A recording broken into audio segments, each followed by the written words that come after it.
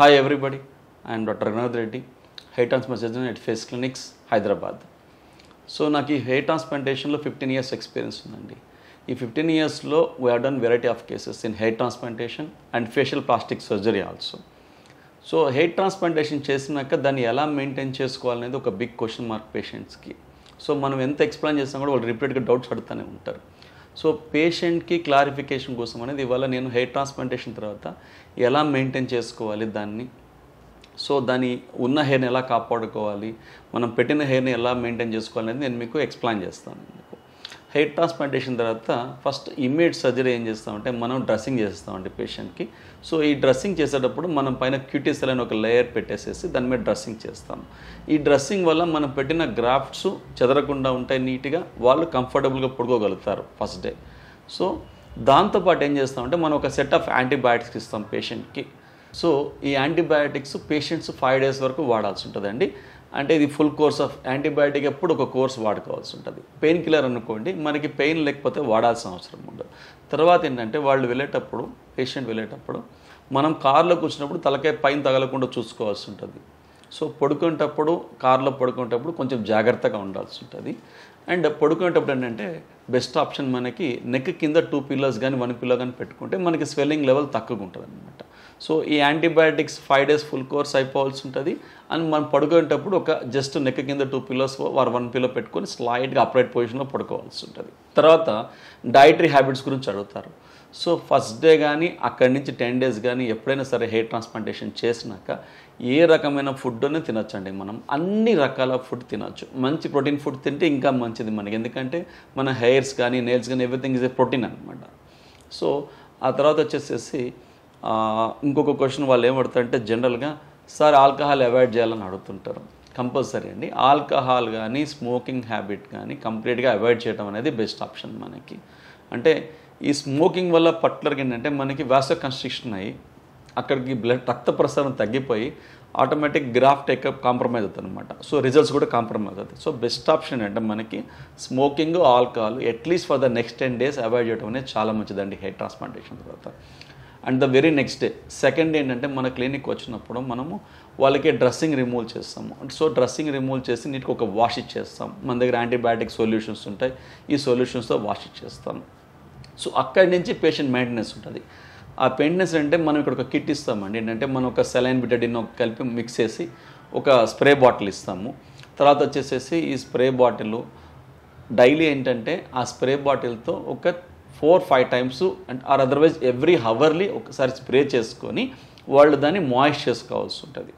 So best option ఏంటంటే మనకి moist చేసుకోవడంలో మార్నింగ్ ఒక సెటాఫిల్ లోషన్ తీసుకొని జస్ట్ మనము ట్రాన్స్ప్లాంట్ చేసిన ఏరియాలో డ్యాప్ చేసుకొని అంటే అప్లై చేసుకొని ఒకసారి స్ప్రే చేసుకుంటే మీకు హైడ్రేట్ అవుతాయి గ్రాఫ్ట్స్ మంచిగా. రోజుకి ఒకసారి సరిపోతుంది యాక్చువల్గా సెటాఫిల్ మాయిశ్చరైజర్.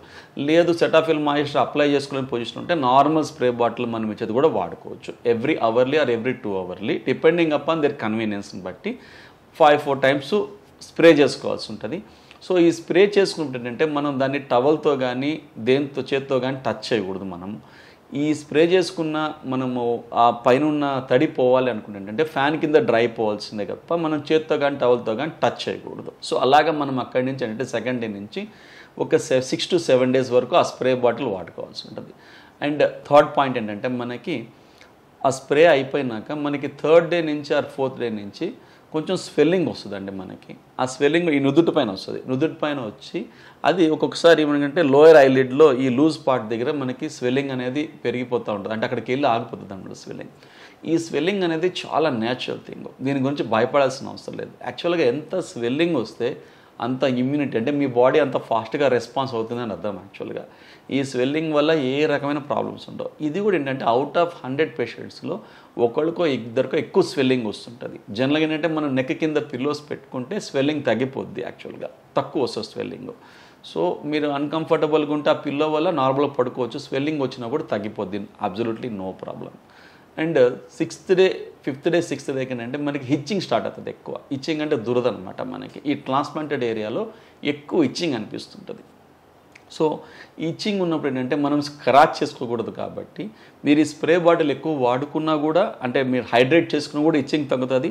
లేదు సపోజ్ ఇచ్చింగ్ ఎక్కువ ఉందనుకున్నారు అనుకోండి, మేమేంటంటే యాంటీ ఎలర్జిక్ అంటే హిస్టాఫ్రీ కానీ సెట్రిజిన్ ట్యాబ్లెట్స్ ఇస్తాము.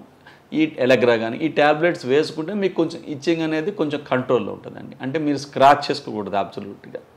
సో మనం పెట్టిన గ్రాఫ్ట్ మన బాడీలో ఒక పార్ట్ అయ్యేదానికి 7 to 8 days, అంటే మనం పెట్టిన హెయిర్స్ అండి 7 to 8 days పడుతుంది. కాబట్టి ఈ 7 days వరకు మీరు ఎక్స్ట్రీమ్గా కేర్ఫుల్గా ఉండాలి.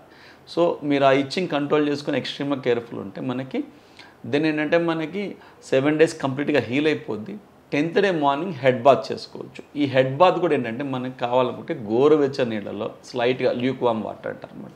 గోరువెచ్చని నీళ్ళతో మనకి Johnson and Johnson baby shampoo కానీ లేదనుకుంటే మెడికేటెడ్ షాంపూస్ ఉంటాయి, మనకి నిజరాల్ బేస్డ్ షాంపూలు అంటే యాంటీ ఫంగల్ షాంపూస్ ఉంటాయి. ఈ షాంపూస్ కానీ వేసుకొని హెడ్ మీద పెట్టుకొని దాన్ని నీట్గా ఆ స్కాబ్స్ అంతా ఊడిపోయేటట్టు హెడ్ బాత్ చేసుకోవచ్చు.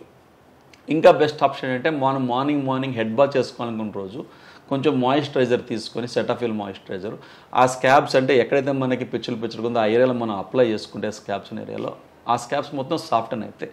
ఆ ఒక హాఫ్ అన్ అవర్ వెయిట్ చేస్తే సాఫ్టన్ అవుతాయి. ఆ సాఫ్టన్ అయినాక మీరు హెడ్ బాత్ చేసుకుంటే ఇంకా ఫాస్ట్గా ఆ స్కాబ్స్ అన్నీ వెళ్ళిపోతాయి మనకి. సో ఈ స్కాబ్స్ అంతా వెళ్ళిపోయినాక మీ హెయిర్స్ కనిపిస్తూ ఉంటాయి. తర్వాత ఏంటంటే మనకి అడిగే next most common question 10th day తర్వాత అందరూ అడిగేది ఏంటంటే ఈ స్కాబ్స్ అంతా వెళ్ళిపోయినాక అప్పటికే మీకు కొన్ని హెయిర్స్ ఊడిపోతుంటాయి ఆ రోజు నుంచి యాక్చువల్గా.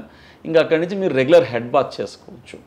సో ఆ రోజు నుంచి ఏంటంటే మనకి ఎవ్రీడే మనం మినాక్సిల్ అని ఒక లోషన్ పెడతాం పేషెంట్కి. ఎందుకంటే ఈ మినాక్సిల్ వల్ల ఏమవుద్దంటే మనకి ఆ ఏరియా రక్త ప్రసరణ అంటే బ్లడ్ సప్లై ఇంప్రూవ్ అయ్యి మనకి హెయిర్స్ టేకప్ బాగుంటుంది, అంటే పట్టిన హెయిర్ టేకప్ బాగుంటుంది. అండ్ మనకేంటంటే ఉన్న హెయిర్ కూడా కాపాడుకోవచ్చు ఈ మినాక్సిల్ వల్ల. సో ఎవ్రీడే నైట్ ఏం చేస్తామంటే ఆ మినాక్సిల్ లోషన్ అప్లై ఇక్కడ పెట్టుకొని హెడ్ మీద మసాజ్ చేసుకోమని చెప్తాం పేషెంట్స్. అక్కడి నుంచి 6 months వరకు ఆ లోషన్ అప్లై చేసుకోవాలి, మినాక్సిల్ లోషన్. తర్వాత ఏంటంటే మోస్ట్ కామన్ థింగ్ మనం పెట్టిన ఏరియాలో గ్రాఫ్ట్స్ ఎక్కడైతే పెడతామో ఫ్రంట్ పార్ట్లో అక్కడ మొద్దు బారిపోయినట్టు అనిపిస్తుంటుంది, అంటే స్పర్శ తెలియదు. 25 రోజుల వరకు అట్లా అనిపిస్తుంది, 20 నుంచి 25 రోజుల వరకు స్పర్శ తెలియకుండా ఉంటుంది. అండ్ బ్యాక్ సైడ్ ఎక్కడి నుంచి అయితే మనం డోనర్ ఏరియా తీసుకుంటామో అక్కడ ఏదో చిన్నగా గుచ్చుకున్నట్టుగా ఏదో పాగుతున్నట్టుగా ఫీలింగ్ ఉంటుంది. దాన్ని పారస్థీషియా అంటాం అనమాట. అది కొంచెం స్లైట్గా డిస్కంఫర్ట్ అనిపిస్తుంటుంది పారస్థీషియా. ఈ రెండు నమ్నెస్ కానీ పారస్థీషియా కానీ మన డోనర్ ఏరియా కానీ ట్రాన్స్ప్లాంటెడ్ ఏరియాలో కానీ ఇవి మనకు ఒక 25 days వరకు ఉంటుందండి. ఆ తర్వాత నార్మల్ అయిపోద్ది ఆ పార్ట్ పూర్తిగా. సో తర్వాత ఏంటంటే పేషెంట్స్ అందరూ అడుగుతుంటారు మనం పెట్టిన గ్రాఫ్ట్స్ ఊడిపోతూ ఉంటాయి యాక్చువల్గా. అంటే పైన పెట్టాము కదా హెయిర్, అది ఊడిపోతూ ఉంటుంది. ఎంత చెప్పినా రిపీటెడ్గా మళ్ళీ కాల్ చేసి అడుగుతారు, సార్ హెయిర్ ఊడిపోతుందని. మనం పెట్టిన హెయిర్ మొత్తం ఊడిపోతుందండి 25 రోజులకి. అంటే అప్పర్ పార్ట్ అంటే పైన ఉండే హెయిర్ మాత్రమే ఊడిపోతుంది. లోపల ఉంటుంది చూసారా రూట్ ఫాలికల్ అంటారు, అది అట్లే స్టేబుల్గా ఉంటుంది, ఎక్కడికి పోదు. మీకు 3rd month ending 4th month నుంచి మీకు గ్రోత్ స్టార్ట్ అవుతుంది. సో ఆ 4th month నుంచి స్టార్ట్ అయిన గ్రోత్ మీకు 8 months to 9 monthsకి ఫుల్ అంటే ఆల్మోస్ట్ 85 to 90% గ్రోత్ వచ్చేస్తుందండి మనకి. అంటే పెట్టిన రూట్స్ మొత్తం గ్రో అవుతుంటాయి. ఈ రూట్స్ ఏంటంటే మనకి అన్నీ ఒక్కసారి గ్రో కావండి, ఎవ్రీ మంత్ కొన్ని గ్రో అవుతా 8 to 9 monthsకి ఆల్మోస్ట్ 85 to 90% రూట్స్ అన్నీ గ్రో అవుతాయి మీకు. అప్పుడు ఏంటంటే మీకు 8.5 9 monthsకి మంచి న్యాచురల్ లుక్ ఉంటుంది, గుడ్ రిజల్ట్స్ అనిపిస్తుంటుంది మనకి. ఆ తర్వాత మనకేంటంటే ఈ 8 months 9 months చూసిన రిజల్ట్ 1 year తర్వాత ఇంకా బాగా ఇంప్రూవ్మెంట్ ఉంటుంది. ఎందుకంటే దాన్ని హెయిర్ మెచ్యురేషన్ అంటారు అనమాట. అంటే 1 year తర్వాత మనం పెట్టిన హెయిర్స్ మీ ఎగ్జిస్టింగ్ నేచురల్ హెయిర్ ఎట్లుందో అదే విధంగా ఆ సైజు, ఆ నేచరు, ఆ కన్సిస్టెన్సీ వచ్చేసేసి బ్యూటిఫుల్గా కనిపిస్తుంది అనమాట హెయిర్ నేచురేషన్. సో జనరల్గా ఏంటంటే హెయిర్ ట్రాన్స్ప్లాంటేషన్ రిజల్ట్స్ అనేది 1.5 year తర్వాత మాత్రమే బెస్ట్ రిజల్ట్స్ కనిపిస్తుంటాయి మనకి. సో ఈ విధంగా కనుక మనము ఈ హెయిర్ ట్రాన్స్ప్లాంటేషన్ చేసినాక మెయింటైన్ చేసుకోగలిగితే మనకి ఎప్పుడు మంచి రిజల్ట్స్ వస్తుంటాయండి.